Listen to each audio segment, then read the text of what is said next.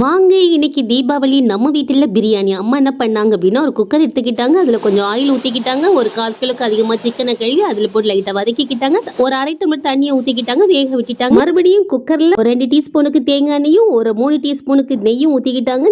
ஏலம், கிராம்பு, பட்டை, பிரிஞ்சி இலை, அன்னாசி பூ எல்லாம் போட்டு நல்லாவே பொரிச்சு எடுத்துக்கிட்டாங்க. இப்போ 2 பெல்லாரி நீள்வாக்கில் வெட்டி வச்சிருந்தாங்க, அதையும் போட்டு வதக்கிக்கிட்டாங்க. இப்போ 2 டீஸ்பூனுக்கு அதிகமாக ஜிஞ்சர் கார்லிக் பேஸ்டையும் போட்டு அதையும் வதக்கிக்கிட்டாங்க. ஒரு 2 தக்காளி பழத்தையும் நீள்வாக்கில் கட் பண்ணி அதையும் வதக்கிக்கிட்டாங்க. ஒரு கைப்பிடிக்கு மல்லியிலையும் புதினாலையும் எடுத்துக்கிட்டாங்க, அதையும் போட்டு நல்லாவே வதக்கிக்கிட்டாங்க. இப்போ 1 டம்ளருக்கு தயிர் கட்டியும் தூக்கி அதில் ஊற்றிக்கிட்டாங்க. எலுமிச்சம்பழம் சாறு பாதி எடுத்து புழிஞ்சு ஊற்றிக்கிட்டாங்க.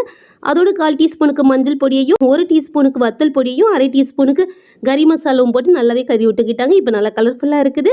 இப்போ 1 டம்ளர் அரிசிக்கு 3 டம்ளர் தண்ணி எடுத்து ஊற்றிக்கிட்டாங்க. தண்ணி கொதிச்ச உடனே பாஸ்மதி ரைஸ் அதில் தூக்கி போட்டுக்கிட்டாங்க, அதையும் லைட்டாக கறி கொடுத்துக்கிட்டாங்க. இப்போ அதை மூடி போட்டாங்க. ஃப்ளேமை சிம்மில் வச்சுக்கிட்டு ஒரு விசிலுக்கு காத்திருந்தாங்க. இப்போ திறந்து பார்த்தாங்க, கமகமன்